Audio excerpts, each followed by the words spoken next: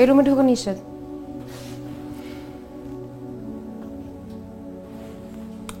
আরে বললাম না এই রুমে ঢোকা নিষেধ।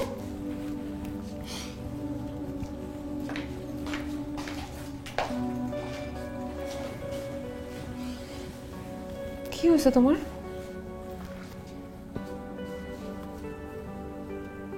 ঋতু, তোমার মনে আছে আমরা যেদিন প্রথম দেখা করছিলাম সেদিনও আমরা ঝগড়া করছিলাম, কিন্তু সেদিনের ঝগড়াটা ছিল মিষ্টি, আর আজকের ঝগড়াটা তিক্ত।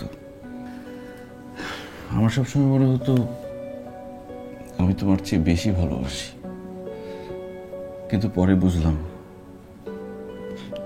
আমি তো ভালোবাসতেই জানি না। তা না হলে তোমাকে ছেড়ে যাওয়ার কথা কিভাবে চিন্তা করলাম? ঋতু, আমি তোমার উপর অনেক অন্যায় করে ফেলছি। বিয়ের পর প্রথম প্রথম তুমি কত কষ্ট করে সংসার করছো, কোনোদিন আমাকে ছেড়ে যাওয়ার কথা চিন্তা করো নাই। আর আমি কিনা, আমি জানি আমি ক্ষমা চাইলে তুমি আমাকে ক্ষমা করে দিবা, কিন্তু আমি তোমার কাছে ক্ষমা চাইবো না। আমি তোমাকে একটা রিকোয়েস্ট করতে চাই ঋতু, প্লিজ তুমি আমাকে ছেড়ে যেও না কোনোদিন। ওঠো ওঠো, আমি তোমাকে ছেড়ে কোথাও যাচ্ছি না। তুমি চাইলেও আমি তোমাকে কোথাও যেতে দিব না। আমি আমার সব কিছু বিক্রি করে তোমার চিকিৎসা করাবো।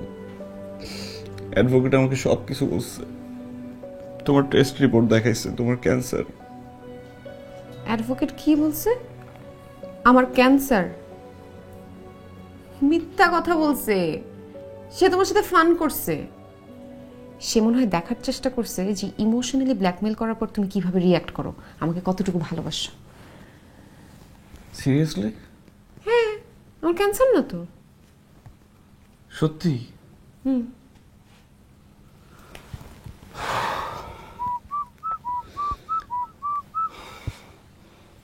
অ্যাডভোকেটের বাচ্চা।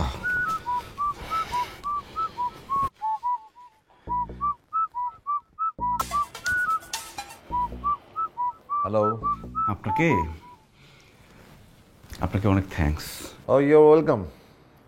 তাহলে আপনি ডিভোর্স চাচ্ছেন না? প্রশ্নই আসে না।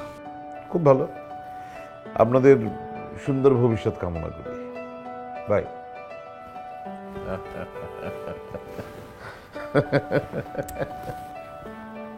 দেখছো আমি তাকে কি বলছি আর সে তোমাকে কি বলছে?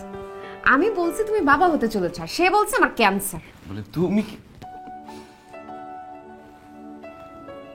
তুমি কি বলছো? আমি বাবা হতে চলেছি? বাট হলেই বা কি, তোমার তো আর কিছু যায় আসে না, তুমি তো আমাকে ডিভোর্স দিবাই। কি বলো তুমি এসব? তোমাকে আমি ডিভোর্স দেবো কেন? এই ডিভোর্সের কথা আর জীবনে করে বলো। আজকে আমার জীবনে সবচেয়ে খুশির দিন। শিওর ডিভোর্স দিবা না? বাজে কথা বলবাই না।